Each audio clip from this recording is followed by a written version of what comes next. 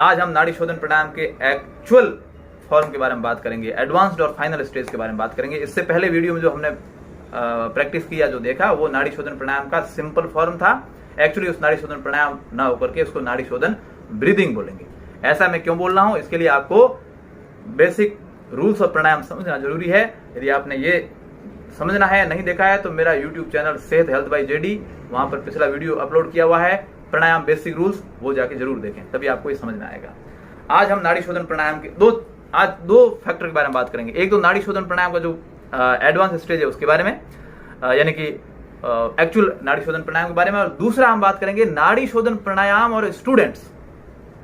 बड़ा important topic है, आप बने रहिए मेरे साथ वीडियो के साथ। स्टूडेंट और नाड़ी शोधन प्राणायाम के बीच में क्या कनेक्शन है, चलिए नाड़ी शोधन प्राणायाम करते हैं। हम सीधा डेमो दिखाते हैं आपको। सबसे पहले आप ध्यान मुद्रा में बैठें, गर्दन आपकी सीधे, रीढ़ की हड्डी सीधे, नासिकाग्र मुद्रा, राइट नोस्ट्रिल बंद किया। राइट नोस्ट्रिल बंद करने के बाद में आपने लेफ्ट नोस्ट्रिल से सांस अंदर लिया विद टाइमिंग 7 सेकंड, हम आइडियल टाइम मान के चलते हैं।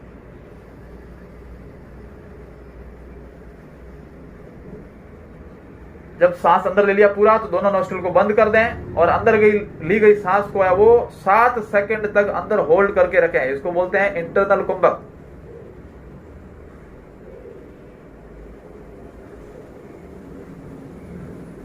और अब राइट नोस्ट्रिल को ओपन किया और अंदर भरी गई सांस को धीरे धीरे 7 सेकंड में बाहर निकालें। मन ही मन काउंटिंग करें, 1 2 3 ऐसे।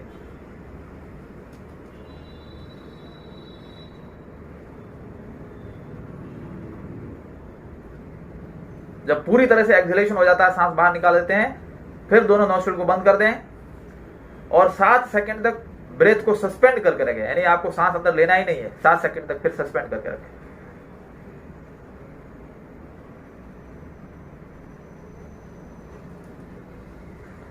फिर धीरे धीरे रिलीज करें दोनों नोस्ट्रिल को। यह है नाड़ी शोधन प्राणायाम का हाफ साइकिल, एक्चुअल नाड़ी शोधन प्राणायाम का हाफ साइकिल।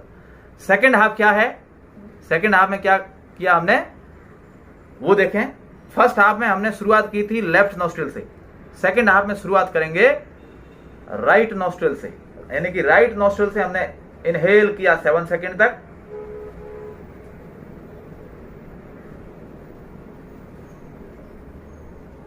दोनों नोस्ट्रिल बंद, अंदर ली गई एयर को 7 सेकंड को होल्ड करके रखा, इंटरनल कुंभक।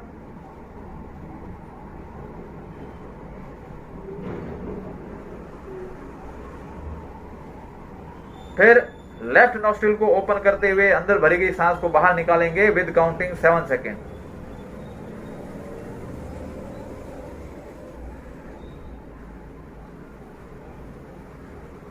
फिर दोनों नोस्ट्रिल को बंद कर देंगे आफ्टर कंप्लीट एक्सहेलेशन और 7 सेकेंड तक हम सांस को होल्ड करके रखेंगे, ब्रेथ को सस्पेंड करके रखेंगे।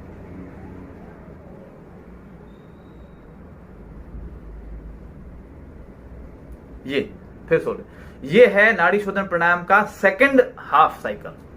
सेकंड हाफ साइकिल जब ये आप धीरे धीरे 2-3 दिन प्रैक्टिस करेंगे, पहले फर्स्ट हाफ का प्रैक्टिस करें, फिर सेकंड हाफ का प्रैक्टिस करें अलग अलग। पहले फर्स्ट हाफ करके छोड़ दें, फिर सेकंड हाफ करें। ये करेंगे तो फिर आपको ये पूरा साइकिल एक साथ करना है। कैसे, ये दिखाऊं मैं आपको। एक्चुअली यही है कि आप सबको पूरा साइकिल एक साथ ही करना है, लेकिन शुरुआत में आप फर्स्ट हाफ पहले करें और सेकंड हाफ बाद में करें, टुकड़ा टुकड़ा करें। लेकिन जब 3-4 दिन बाद आप प्रैक्टिस कर देते हैं तो आप फिर पूरे साइकिल को एक साथ करिए। कैसे, सबसे पहले राइट नोस्ट्रिल को बंद किया, लेफ्ट नोस्ट्रिल से सांस लिया अंदर 7 सेकंड विद काउंटिंग,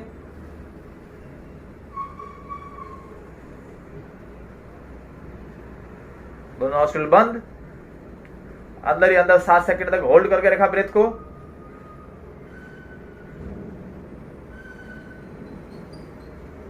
फिर राइट नोस्ट्रिल को ओपन करते हुए एक्सहेलेशन किया 7 सेकंड में, सांस को बाहर निकाला।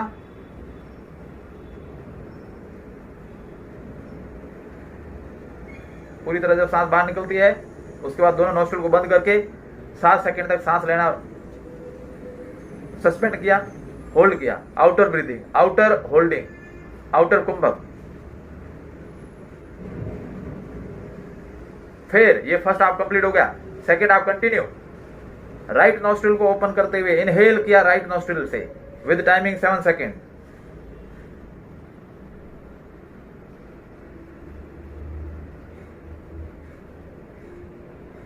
दोनों नॉस्ट्रिल को बंद करते हुए 7 सेकंड तक अंदर ही अंदर होल्ड करके रखा ब्रीथिंग को।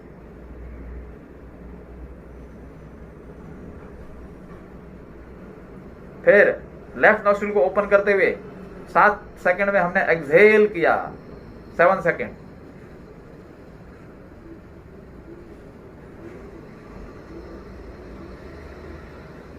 जब कंप्लीट एक्सहेलेशन हो जाता है दोनों नॉस्ट्रिल को बंद करके 7 सेकंड तक हमने ब्रेथ को सस्पेंड करके रखा आउटर कुंभक।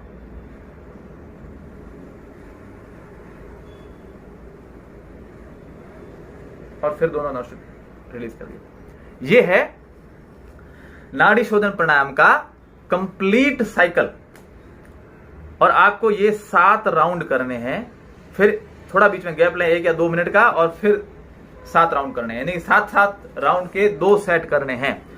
जब 1 से 2 वीक तक आप ये कर पाते हैं कंफर्टेबली, तो उसके बाद आपको 2 चीजें करनी है। क्या?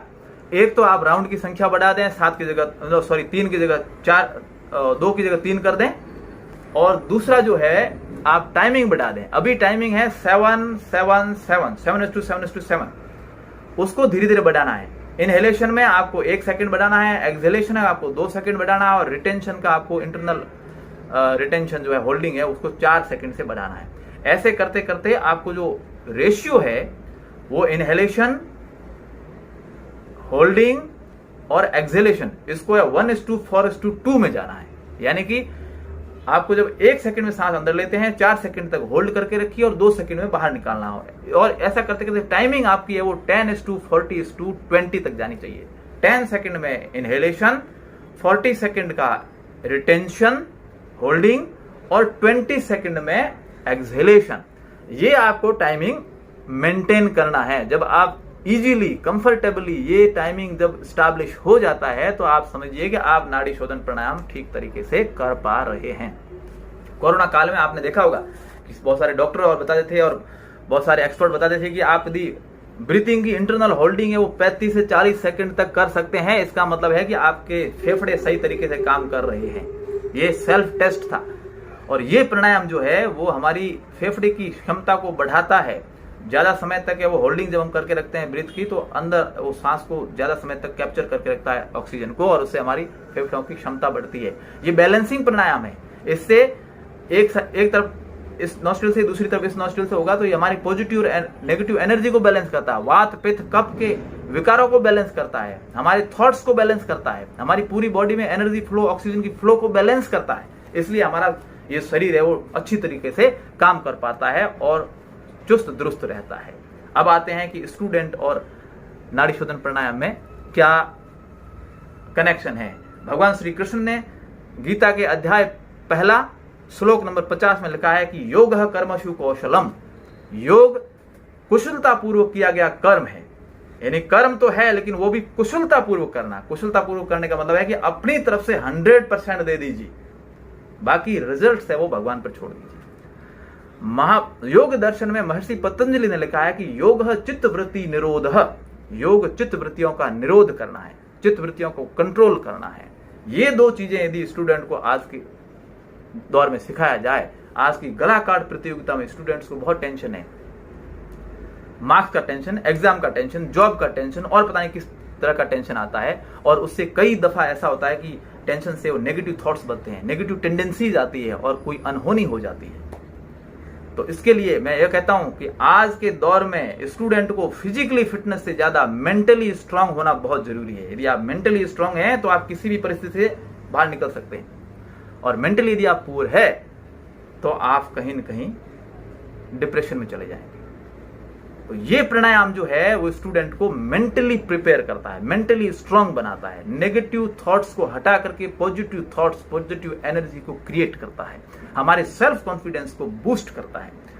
हम आध्यात्मिकता की ओर जाएं, बड़ी श्रद्धा भाव से लिखिए। देखिए कहा गया है शास्त्रों में कि श्रद्धावान लभते विद्या, श्रद्धावान लभते ज्ञानम, और फिर आगे कहा गया है विद्या ददाति विनिमय। यानी श्रद्धावान होकर के ज्ञान प्राप्त करें और ज्ञान प्राप्त करने के बाद आप विनम्र बने रहें। ये बहुत बड़े लक्षण है। एक विद्यार्थी के लक्षण बताए गए शास्त्रों में क्या है कि काक चेष्टा बको ध्यानम स्वान निद्रा तथेव च अल्पाहारी गृह त्यागी पंच लक्षण विद्यार्थियों के 5 लक्षण है जो आजकल के युग में तो नहीं है। तो आज के युग में विद्यार्थी को टेंशन फ्री करने के लिए, स्ट्रेस रिलीज करने के लिए ये प्राणायाम बहुत जरूरी है। नाड़ी शोधन प्राणायाम कराएं डेली 15 मिनट तक।